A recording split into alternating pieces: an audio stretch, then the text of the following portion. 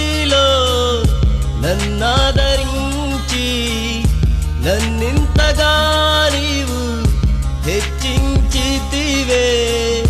నేనున్న స్థితికి కారణం నీవే, నేనున్న స్థితికి కారణం నీవే.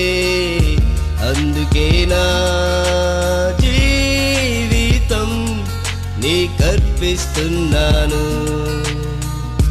అందుకే నా జీవితం నీకర్పిస్తున్నాను, అర్పిస్తున్నాను యేసయ్యా.